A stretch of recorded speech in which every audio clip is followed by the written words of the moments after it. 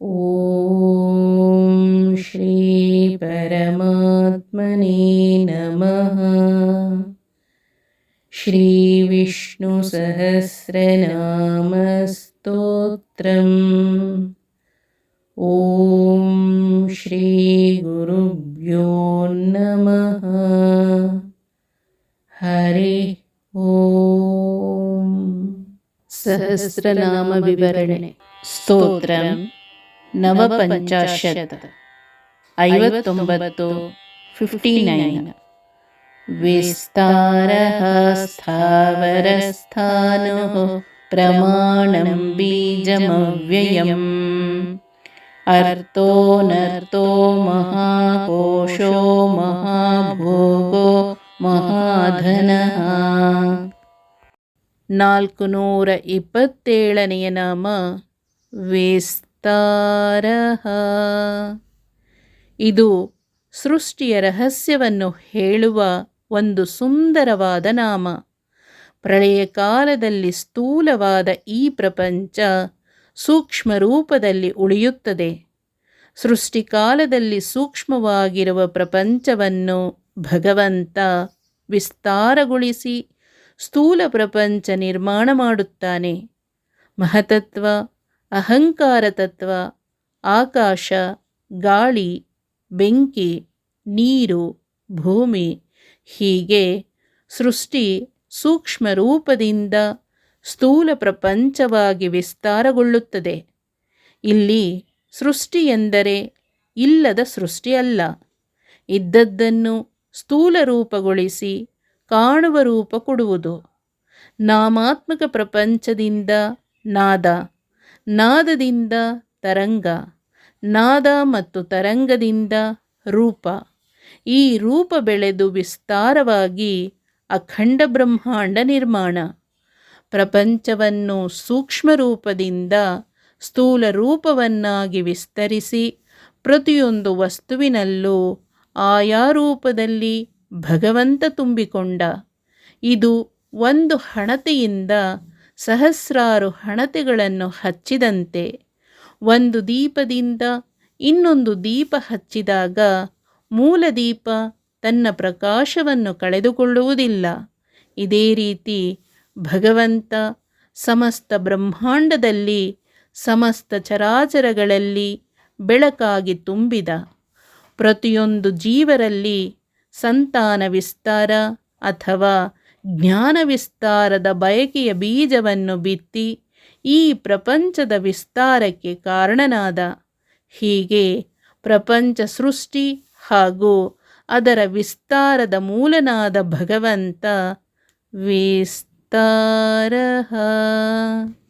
428ನೇ ನಾಮ ಸ್ಥಾವರಃ. ಸ್ಥ ಪ್ಲಸ್ ಅವ ಪ್ಲಸ್ ರ ಈಕ್ವಲ್ ಟು ಸ್ಥಾವರ. ಸ್ಥ ಎಂದರೆ ಪ್ರತಿಯೊಂದು ವಸ್ತುವಿನಲ್ಲಿ ಸನ್ನಿಹಿತನಾದ, ನಮ್ಮ ಹಿತಕ್ಕೋಸ್ಕರ ನಮ್ಮ ರಕ್ಷಣೆಗೋಸ್ಕರ ಸ್ಥಿತನಾದ ಭಗವಂತ. ಅವ ಎಂದರೆ ನಮ್ಮ ಆಗುಹೋಗುಗಳನ್ನು, ನಾವು ಮಾಡಲಾಗದ್ದನ್ನು ನಮ್ಮೊಳಗೆ ಕುಳಿತು ಮಾಡಿಸುವ ಭಗವಂತ. ರ ಎಂದರೆ ರಮಿಸುವುದು, ಇಡೀ ವಿಶ್ವವನ್ನು ಸೃಷ್ಟಿ ಮಾಡುವುದು, ಸೃಷ್ಟಿ ಮಾಡಿ ಅದರೊಳಗೆ ಪ್ರವೇಶ ಮಾಡುವುದು, ಪ್ರವೇಶಿಸಿ ಎಲ್ಲರನ್ನೂ ರಕ್ಷಿಸಿ ನಡೆಸಿ ಕೊನೆಗೆ ಸಂಹಾರ ಮಾಡುವುದು ಭಗವಂತನ ಆನಂದದ ಲೀಲೆ.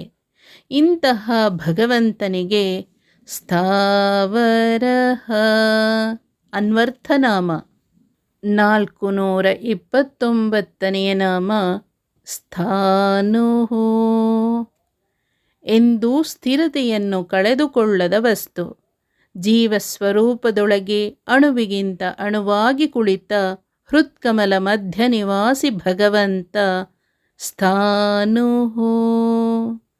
ನಮ್ಮೊಳಗಿರುವ ವಿಶ್ವರೂಪಿ ಭಗವಂತ ಎಷ್ಟು ಸೂಕ್ಷ್ಮ ಎಂದರೆ ಅದನ್ನು ನಾವು ಊಹಿಸುವುದು ಅಸಾಧ್ಯ. ಕುದುರೆಯ ಬಾಲದ ಕೂದಲಿನ ತುದಿ ಭಾಗವನ್ನು ಸುಮಾರು 10,000 ಭಾಗವನ್ನಾಗಿ ಮಾಡಿದರೆ ಅದರ ಒಂದು ಭಾಗ ಎಷ್ಟು ಗಾತ್ರದಲ್ಲಿರಬಹುದೋ ಅಷ್ಟು ಸೂಕ್ಷ್ಮಾತಿ ಸೂಕ್ಷ್ಮ ರೂಪದಲ್ಲಿರುವ ನಮ್ಮ ಸ್ವರೂಪಭೂತ ಜೀವದೊಳಗೆ ಭಗವಂತ ಸ್ಥಿತನಾಗಿದ್ದಾನೆ. ಹೀಗೆ ಅಚಲನಾದ, ಯಾವ ಶಕ್ತಿಗೂ ಅಭೇದ್ಯನಾದ ನಿರ್ವಿಕಾರ ಭಗವಂತ ಸ್ಥಾನು. 430ನೇ ನಾಮ ಪ್ರಮಾಣಂ. ಎಲ್ಲಕ್ಕೂ ಕೊನೆಯ ಪ್ರಮಾಣ ಭಗವಂತ.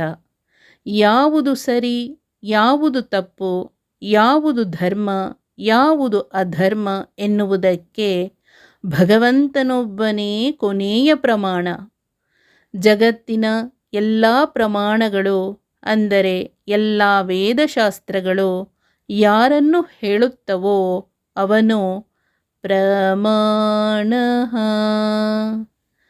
ಪ್ರಮಾ ಎಂದರೆ ಯಥಾರ್ಥ ಜ್ಞಾನ. ಅಣಯತಿ ಎಂದರೆ ನಮ್ಮೊಳಗಿದ್ದು ದಯಪಾಲಿಸುವುದು.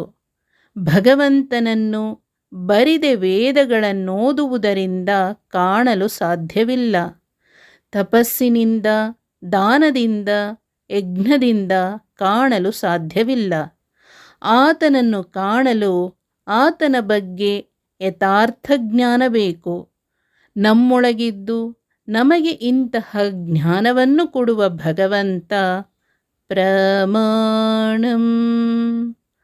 ಆತನನ್ನು ಕಾಣಲು ಕೇವಲ ಭಕ್ತಿಯಿಂದ ಮಾತ್ರ ಸಾಧ್ಯ.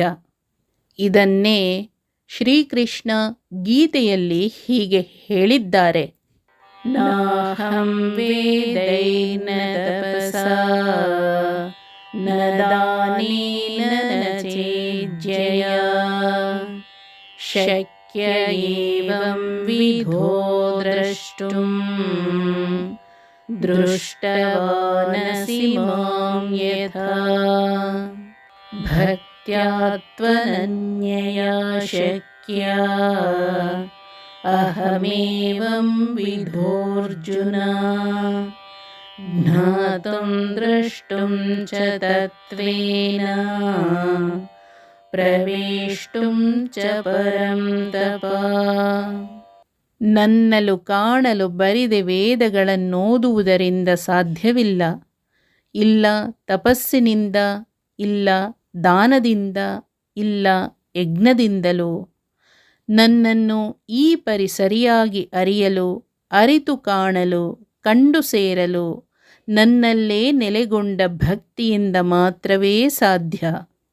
431ನೇ ನಾಮ ಬೀಜಮವ್ಯಯಂ. ಭಗವಂತ ಎಂದೂ ವಿಕಾರಗೊಳ್ಳದ, ನಾಶವಾಗದ ಬೀಜ. ಈ ಜಗತ್ತು ಭಗವಂತನೆಂಬ ಬೀಜದಿಂದಲೇ ಹುಟ್ಟಿ ಬಂತು. ಆದರೆ ಆ ಬೀಜ ಜಗತ್ತಾಗಿ ವಿಕಾರಗೊಂಡ ಬೀಜವಲ್ಲ. ಭಗವಂತನಿಂದ ಈ ಪ್ರಪಂಚ ಅಭಿವ್ಯಕ್ತವಾಯಿತೇ ಹೊರತು ಭಗವಂತ ಪ್ರಪಂಚವಾಗಿ ರೂಪಾಂತರಗೊಂಡಿದ್ದಲ್ಲ. ಈ ಪ್ರಪಂಚ ಆತನ ಶರೀರವಲ್ಲ. ಜ್ಞಾನಾನಂದಮಯನಾದ ಭಗವಂತ ಈ ಪ್ರಪಂಚದ ಮೂಲ ಕಾರಣ ಹಾಗೂ ಧಾರಕ ಶಕ್ತಿ. ಹೀಗೆ ಅಳಿವಿರದ, ವಿಕಾರಗೊಳ್ಳದ ಜಗದ ಮೂಲ ಕಾರಣ ಭಗವಂತ ಬೀಜಮವ್ಯಯಂ. 432ನೇ ನಾಮ ಅರ್ಥ. ಅರ್ಥ ಎಂದರೆ ಎಲ್ಲರೂ ಬಯಸುವಂಥವನು. ಮನುಷ್ಯನು ಬಯಸುವ ಬಯಕೆಗಳಲ್ಲಿ ಶ್ರೇಷ್ಠವಾದ ಬಯಕೆ ಭಗವಂತನ ಬಯಕೆ. ಬಯಕೆಗಳ ಬಗ್ಗೆ ಹೇಳುವಾಗ ಮಹಾಭಾರತದ ಒಂದು ಘಟನೆ ಇಲ್ಲಿ ನೆನಪಿಗೆ ಬರುತ್ತದೆ. ಒಮ್ಮೆ ಧರ್ಮರಾಯನ ಸಮ್ಮುಖದಲ್ಲಿ ಧರ್ಮ, ಅರ್ಥ ಮತ್ತು ಕಾಮ ಈ 3 ಪುರುಷಾರ್ಥಗಳಲ್ಲಿ ಶ್ರೇಷ್ಠವಾದ ಪುರುಷಾರ್ಥ ಯಾವುದು ಎನ್ನುವ ವಿಷಯದ ಬಗ್ಗೆ ಚರ್ಚೆಯಾಗುತ್ತದೆ. ಆಗ ಸಭೆಯಲ್ಲಿದ್ದ ಪ್ರಮುಖರು ಧರ್ಮವೇ ಶ್ರೇಷ್ಠವಾದ ಪುರುಷಾರ್ಥ ಎಂದು ಹೇಳುತ್ತಾರೆ.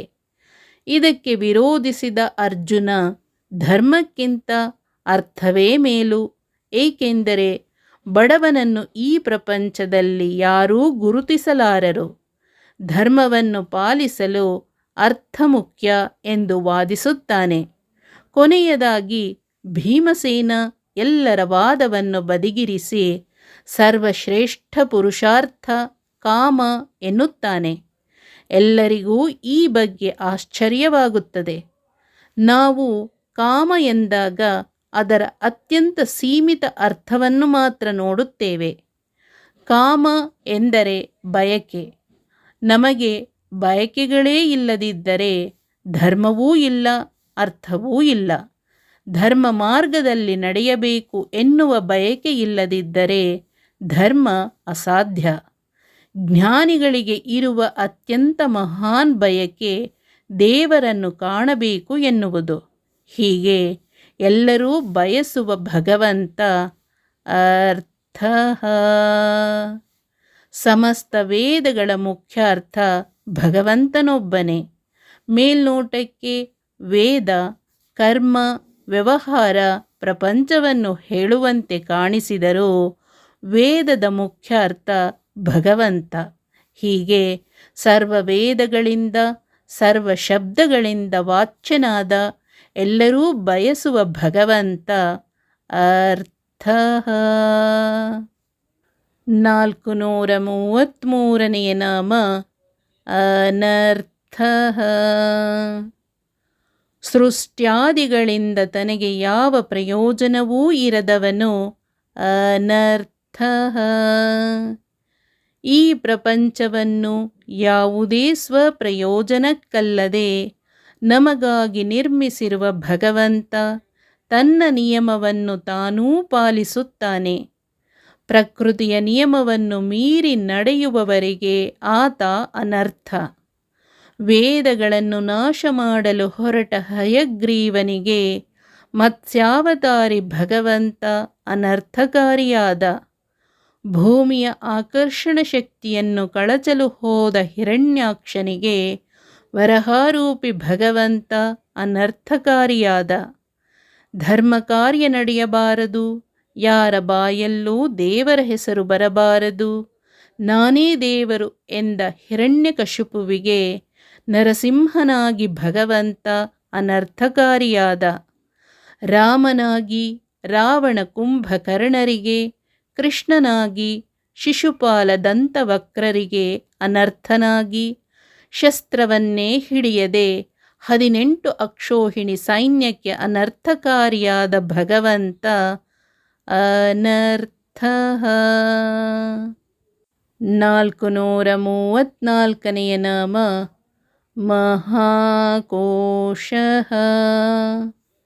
ವೇದವೆಂಬ ಹಿರಿಯ ಅರಿವಿನ ಕೋಶದಲ್ಲಿ ತುಂಬಿದ ಭಗವಂತ ಬ್ರಹ್ಮಾಂಡವೆಂಬ ಮಹಾಕೋಶದೊಳಗೆ ಅಂತರ್ಯಾಮಿಯಾಗಿ ತುಂಬಿರುವ ಮಹಾನ್ ಶಕ್ತಿ. ನಮ್ಮಲ್ಲಿರುವ ಪಂಚಕೋಶ ಅಂದರೆ ಅನ್ನಮಯ ಕೋಶ, ಪ್ರಾಣಮಯ ಕೋಶ, ಮನೋಮಯ ಕೋಶ, ವಿಜ್ಞಾನಮಯ ಕೋಶ ಹಾಗೂ ಆನಂದಮಯ ಕೋಶದ ಒಳಗೆ ಅಡಗಿರುವ ಭಗವಂತ ಮಹಾಕೋಶ. 435ನೇ ನಾಮ ಮಹಾಭೋಗ. ಈ ಪ್ರಪಂಚದಲ್ಲಿ ಯಾರ್ಯಾರು ಏನೇನು ಭೋಗಿಸುತ್ತಾರೋ ಅವೆಲ್ಲವನ್ನೂ ಮೂಲತಃ ಭೋಗಿಸುವವನು ಭಗವಂತ. ಪ್ರಳಯ ಕಾಲದಲ್ಲಿ ಜಗತ್ತನ್ನೇ ಕಬಳಿಸುವ ಹಿರಿಯ ಪೂರ್ಣಾನಂದ ಭೋಗಿ ಭಗವಂತ ಮಹಾಭೋಗ. 436ನೇ ನಾಮ ಮಹಾಧನ. ಈ ಜಗತ್ತಿನಲ್ಲಿರುವ ಅತ್ಯಂತ ದೊಡ್ಡ ಸಂಪತ್ತು ಭಗವಂತ. ಈ ಜಗತ್ತಿನಲ್ಲಿ ಏನೇನು ಸಂಪತ್ತಿದೆಯೋ ಅವೆಲ್ಲವೂ ಅವನಿಗೇ ಸೇರಿದ್ದು. ಅರಿವೆಂಬ ಹಿರಿಯ ಸಿರಿಯ ನೀಯುವ ಭಗವಂತ ಮಹಾಧನ.